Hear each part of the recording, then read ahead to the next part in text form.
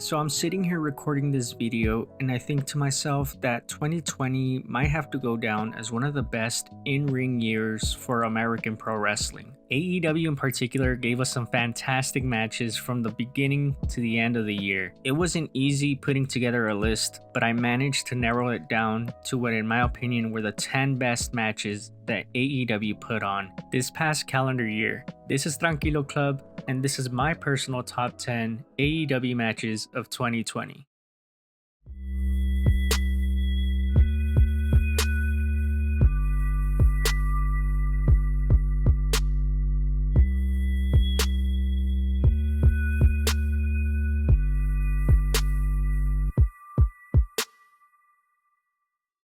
Alright, a quick but important note, when making this list, I ultimately decided to leave off cinematic matches, and I only did that because I thought it would be unfair to compare a cinematic match to a regular wrestling match. So I want to apologize ahead of time. While I did love the Stadium Stampede match, I thought it was a masterpiece. You're not going to see it on this list, unfortunately. I'm hoping you guys can understand my reasoning for that decision, but without further ado, let's get into it.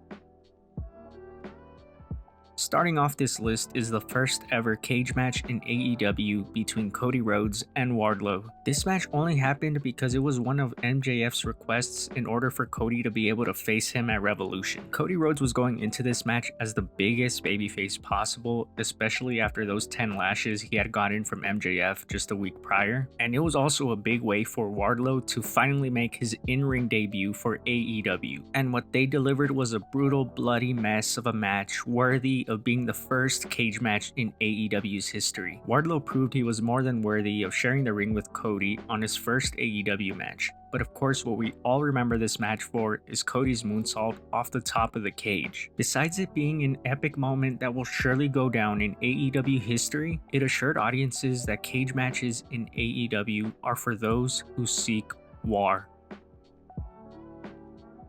Next up on my list at number 9 is a match that took place on the Brodie Lee tribute episode of Dynamite. That match being the 6-man tag between the teams of Hangman Page, John Silver, and Alex Reynolds against the team of MJF and Santana and Ortiz. Possibly one of the most emotionally charged matches I've ever seen, it was booked to perfection. The late and great Brodie Lee stable, the Dark Order, was able to shine brightly throughout this match. From John Silver's tribute attire to Brodie, to MJF getting his comeuppance from Brodie Jr., to Eric Redbeard's surprise appearance. It was a perfect love letter to a man who was beloved by his fans, his family, and his co-workers. Excalibur breaking down on commentary as John Silver hit the discus lariat to get the win was everybody who was watching this show. This match was truly a beautiful tribute to Brodie Lee, and you just couldn't help but get emotional watching it happen.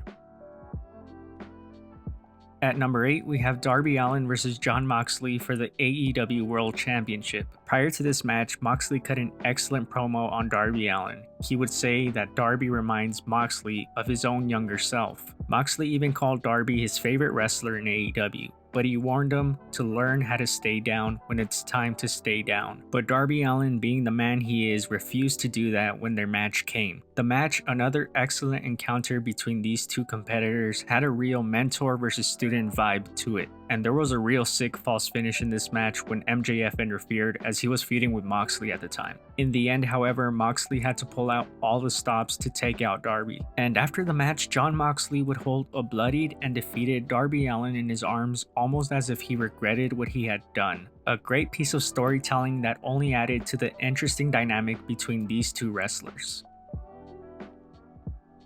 7th on my list is the dog collar match between Cody Rhodes and Mr. Brodie Lee for the TNT Championship. We didn't know it at the time, but this would unfortunately be Brodie Lee's last match before his passing only 2 months later. But as wrestling fans, I think we can all agree that Brodie's last match was an absolute classic. This was truly a man at the top of his game, in a rematch against the man he originally squashed to win the TNT title. That man being Cody Rhodes, who had to dig deep to a dark place to even stand a chance against Brodie Lee this time around. What resulted was a violent encounter between between the Exalted One and the leader of the Nightmare family. Brodie and Cody beating the hell out of each other in this dog collar match would make you think that they were fighting over the AEW World title. But it was the TNT title that they were fighting over, and in doing so, they elevated that belt and added prestige to it as well. And while their feud was a short one, I have no doubt it'll go down as a classic AEW feud.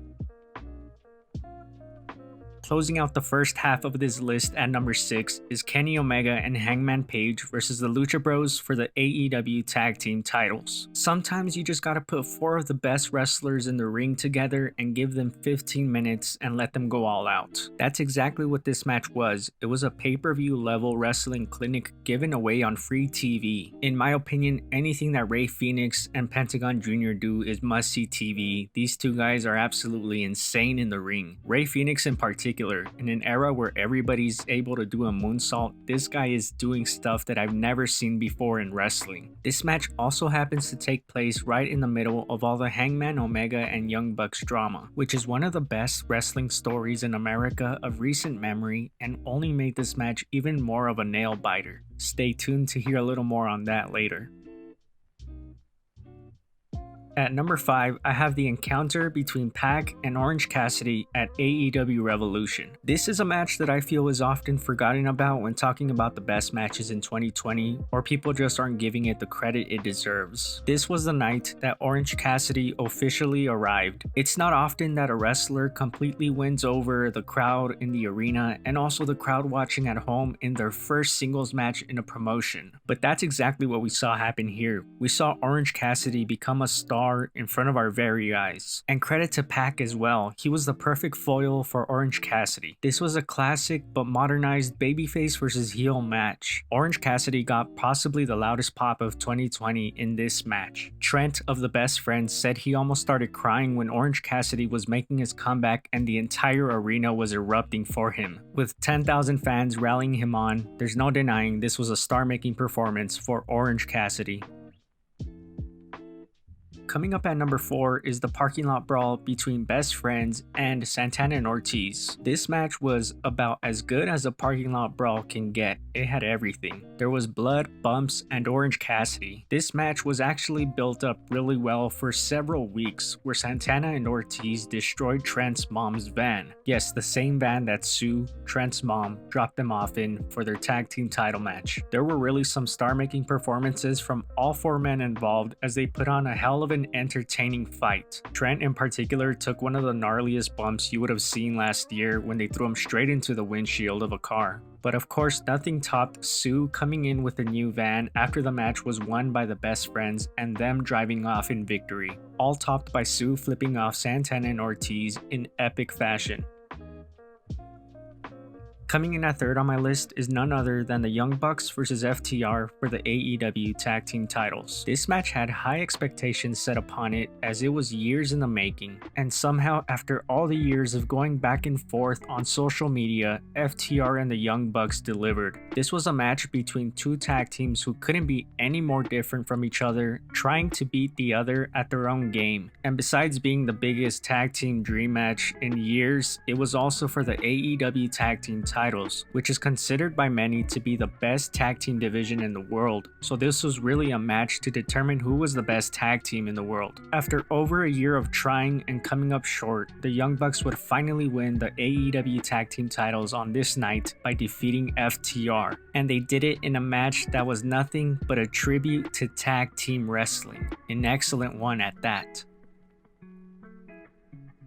Coming in at the silver medal spot at number 2 is Pac versus Kenny Omega in an Iron Man match. Having had 2 matches previously where each picked up a win, Omega and Pac's rubber match would end up being a 30-minute Iron Man match, and it was nothing short of spectacular. This was 30 minutes of 2 of the best wrestlers in the world just trying to absolutely kill each other. Pac in particular hit a Falcon Arrow off the apron to the floor on Kenny Omega, and that wasn't even the craziest thing he did. did. He hit a shooting star press off the turnbuckle to Kenny Omega through a table on the outside. We also got the first, and as far as I know, the only disqualification in AEW history in this match. But it was genius booking, as it was done in a way to protect both Kenny Omega and Pac. The match would go beyond the 30 minutes, as they would end in a tie, so they would go into sudden death rules, and ultimately Kenny Omega would win this epic battle. But would you believe me if I told you that that wasn't even the best match Kenny Omega had that week?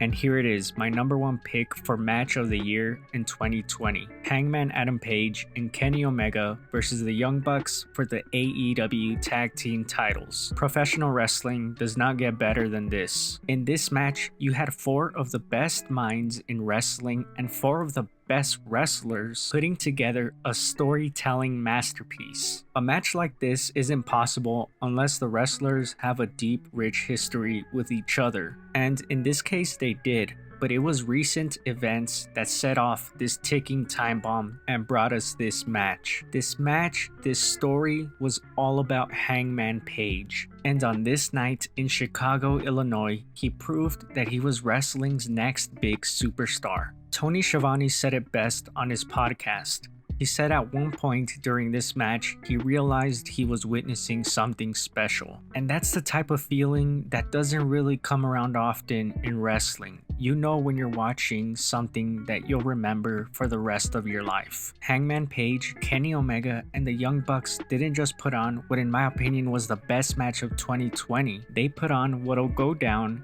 as one of my favorite wrestling matches ever. So if you still haven't seen this match, stop this video and go check it out, because you're missing out on what in my opinion is a masterpiece.